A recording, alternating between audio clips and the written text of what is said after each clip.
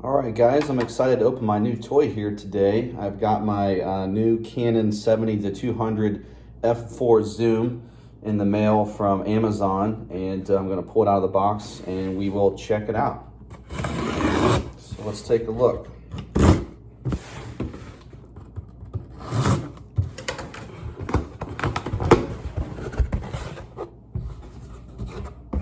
a little disappointed with this. I'm sure that the Canon lens itself is well packaged, but there is no other packaging protection inside the box from Amazon.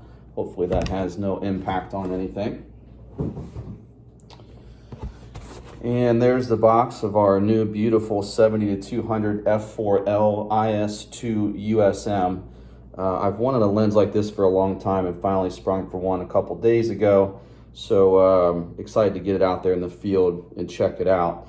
Now, this particular lens is a lens I'm going to be using on a small APS-C2 sensor camera. So the actual equivalent zoom on this for the lens or the camera I'll be putting it on is 112 to 320 millimeters. So really should get me some good distance with the lens. Let's take a look at the box. Pop open the top, and it looks like we've got our warranty card and probably some kind of case here. We'll take a look at that. Looks like maybe a protective case, and that's what that is. So we got a nice pleather top on it, and a felt bag to put the lens in, so that'll be nice for storage. Got another one of those dealios in there. Piece of cardboard, and we've also got whole lens is packed in here in styrofoam, so I'm going to try to pull that out. Piece of styrofoam, and now the lens is sitting in another piece of styrofoam in the bottom. Lens comes with some bubble wrap on the front. Lens cap on the back is just on there loosely. So we'll take this off here. Some pretty good weight to it. Wrapped in a plastic bag.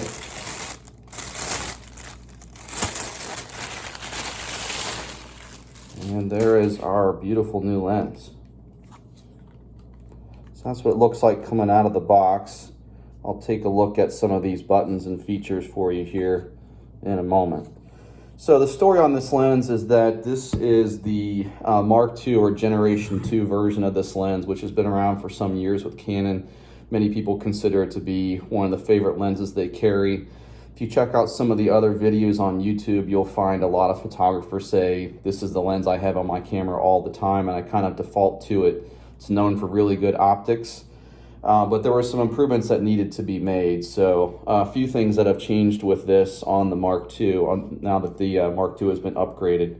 First of all, you can see on the side here of the lens, there are 3 different buttons for image stabilization. So when you look at what the product is called, the IS2 means image stabilization 2. So they've increased image stabilization capabilities and actually given 3 different options for IS. A couple of these are really more suited for those of you that might be shooting on film. I don't shoot on film, but there is a image stabilization on there for panning. To keep the image stabilization from hunting for focus. If you have your lens mounted on a tripod and will be panning with video. So 3 different IS options on there.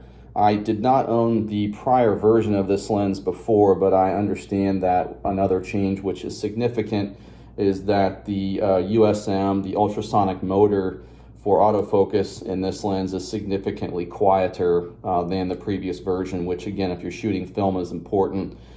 Even if you're shooting film, just to know you don't have to listen to the buzzing of the motor all day is probably something that's really nice. So that's what options we have here on the side of the lens. You've also got your normal autofocus, manual focus button.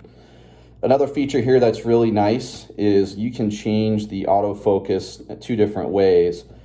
You can set it to have autofocus from the very front end to the back end of the scene, or you can switch this over to where it's 3 meters and forward, what that's going to do for you is if you are shooting in a busy environment, you've got, say, players running around on a soccer field, maybe you're shooting through trees and there's some branches in front of you, it's going to tell the camera you're focusing in the distance and prevent it from trying to run through the entire autofocus from the front to the back of the scene, and essentially improve the speed of the autofocus capabilities. So that's pretty cool. Something else that you might notice, or you've probably read about, which is minor, but I think it looks neat, Canon did change the color of their lenses. They're a little bit whiter now compared to that off-white or gray that they were before, so that's been upgraded on the lens as well. Now, as far as the construction of this lens, I'd like to show you a few things. So let's take the lens cover off here. There's our front element. Both the front element and the back element of this lens are fluorine coated. So fluorine coating really acts like Teflon for your lens. What that's going to do is prevent scratching, dust, fingerprints, etc. Canon, not that I found, does not have any videos online explaining the fluorine coating, but Nikon does have a very nice video. So if you check out that Nikon video, you'll get to learn a little bit more about that fluorine coating. It's a pretty amazing video. Nikon pours dirt, sand, mud, liquid right on the lens, and it just washes off. So it's supposed to make the lens much more durable, much more easy to clean. Any dust, fingerprints, etc. should shed right off of the lens. The other nice thing about that is, according to Canon, if you use the included lens cap, which is rather large, this barrel should protect the front of the lens, something you probably just want to keep on there all the time, and that will give you a lot of protection. Now, one thing about this lens hood that's a little annoying is it is flared a little bit. I'm sure that helps optically. However, it does create a lot of space on the lens. So when you're storing it and you put it on the lens, you're going to have a significant amount of space taken up by the lens there. I can put my finger underneath of it. So it's going to take up a little more room in your bag than you probably want. But, again, it's going to protect it. So I guess it depends on whether, that space is important to you. But that's the lens cap on there. The lens cap also does lock on there, so there's a locking mechanism. Don't know if that's necessary, but I guess it does help secure it onto the lens. Lens itself is made up of several different elements. The lens and all the elements inside were not changed very much, as I understand it, from the previous generation. So the lens, I think the focus, the sharpness, etc., is supposed to be very comparable to the last lens. I'll find that out when I get out to use it. Now, something else that's interesting about this lens is it does not come with the tripod mounting foot. That's a big point of contention for folks buying this lens. The lens is retailed from Canon at $12.99. The tripod foot is not included in that, and it's another $150. I went ahead and sprung for the tripod foot as manufactured by Canon because I think it's probably likely to fit the best. I did read a lot of reviews online about this lens and the associated tripod foot, and there was a lot of reviews out there from folks that said, I bought a cheaper foot, it worked for a year, and then it broke. So I'm of the opinion if you're going to buy a lens of this quality and put $1,300 into it, you might as well spring for another $150 to get the tripod foot, which I've got right over here. So the tripod foot sold separately by Canon. I really think it should be included, but we'll take a look at it. One thing about this tripod foot that's very important to know if you're doing your research, the tripod mounting bracket is a standard bracket. So this is not an Arca Swiss bracket. It is nice metal bracket. I can tell it's going to be high quality, but for folks that have a collection of Arca Swiss mounts on different tripods and monopods, that is another point of contention. Obviously you can mount one on there, and so it won't be a big deal to make this compatible with the tripods I have, but the Tamron lens that is the kind of the competitor to this does come with an Arca Swiss plate. So if that's important to you, might be something to take into consideration. Not something I'm really worried about, but it's something that I think Canon is behind on. I understand they're the only manufacturer left that's not using the Arca Swiss plate on their brackets. So a little bit of a miss on Canon's part. So that's the lens. Really excited to get out there and use it. A couple of important factors in my decision to buy this. This lens, as you are probably aware if you are researching it, is f4 through the entire range. So, you know, I find it very frustrating to be shooting in a situation with a variable aperture zoom, getting your exposure set on a maybe f4, f5.6 lens, only to find out that you zoom out and you basically lost the stop of light.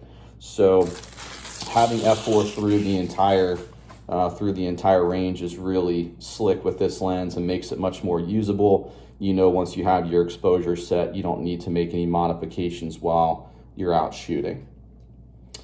Last thing I'll say about this lens is if you are looking at this lens, you may have also come across the f2.8 version. I personally don't get why you would want to have that f2.8 unless you are a professional photographer and this is how you get paid. It certainly has its uses. I myself will not be doing professional level quality. I'm just looking to do some amateur photography, so the f2.8 something I don't need to be spending money on.